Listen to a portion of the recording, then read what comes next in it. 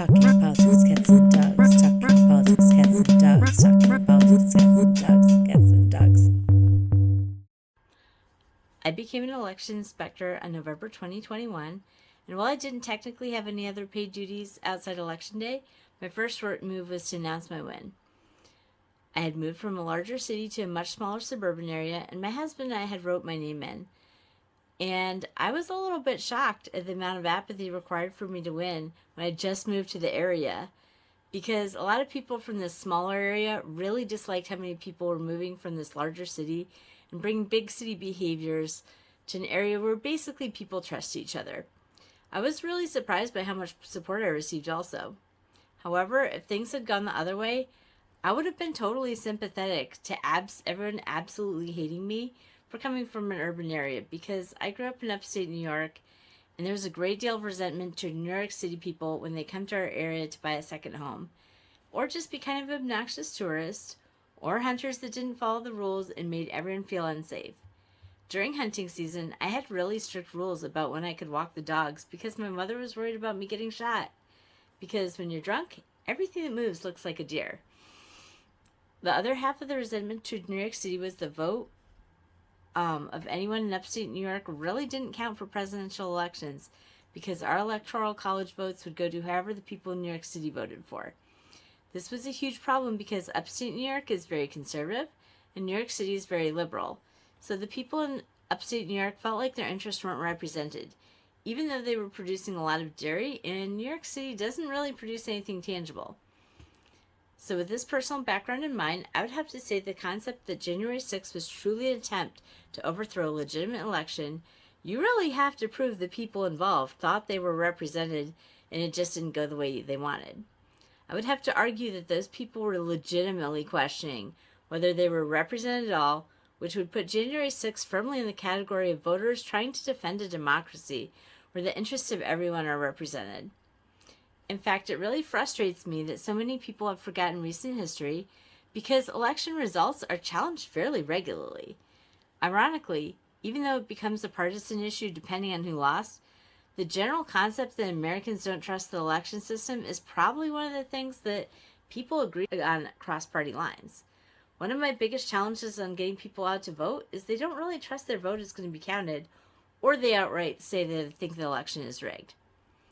I feel like most people who are really condemning January 6th are old enough to remember the 2000 race between George W. Bush and Al Gore. In that election, Bush won, even though he actually lost the popular vote. There was a huge controversy over hanging chads in the state of Florida, which made Gore challenge the presidential results. Even though Bush was declared the winner, as a result of the controversy, voting machines were changed so they could no longer rely on punching holes on the ballot, and we got electronic voting machines that were then subject to challenges because of doubts about security on their software. Because of these doubts, at the polling place where I work, our voting machines are only on a local network, and they cast the ballot electronically and also print out paper versions, which are fed into a locked box that's never opened at the polling place and delivered to the county immediately after voting is closed. So on some level, the government has acknowledged that these challenges are legitimate because it takes a lot of money to change polling machines. If these were trivial or conspiratorial concerns, the government would do the same thing they did with a lot of older military programs and just keep the ancient equipment. I also think there's a bipartisan acknowledgement that in the incredible similarity of the non-concession concession speeches of both Stacey Abrams and Donald Trump, two political figures on the opposite sides of the aisle who also don't like each other. In her speech, Stacey Abrams said, "I acknowledge that former Secretary of State Brian Kemp will be certified as the victor of the 2018 gubernatorial election. But to watch an elected official that claims to represent the people and the state baldly pin his hopes on the election on the suppression of the people's democratic right to vote has been truly appalling. So let's be clear, this is not a speech of concession, because concession is to acknowledge an action is right, true, or proper. As a woman of conscience and faith, I cannot concede that. But my assessment is the law currently allows no further viable remedy." Donald Trump said, "It would be really great if we could be covered fairly by the media. The media is the biggest problem we have as far as I'm concerned. The fake news and the big tech, Big tech is now coming into their own. We beat them 4 years ago. We surprised them. We took them by surprise. Then this year, they rigged an election. They rigged it like they've never rigged an election before. And by the way, last night they didn't do a bad job either, if you notice. If I'm honest, again, it's just a great honor to have this kind of crowd and to be before you, hundreds of thousands of American patriots that are committed to the honesty and integrity of our glorious republic. There are a few main differences in those two speeches. Abrams is blaming the actual government directly, and Trump is initially just blaming the media, although he does go on to blame the Democrats later in his speech. They both express condemnation that the election is not fair.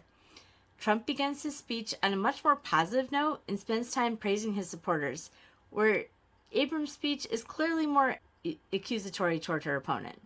At the end of the day, they both clearly agree that elections can be rigged. I personally think the lesson we should be taking out of this is not to take one individual side or the other, but to treat this as a serious problem. There's clearly very little public trust in our elections, which really undermines being a democracy. I really don't have a larger solution, but I think it starts with not gaslighting people when they're not on your team and examining all claims of unfairness closely. But what do you think? Do you trust our elections completely, or is there some validity to what these losing politicians are saying? I do hope whatever you think, you'll vote in November anyway.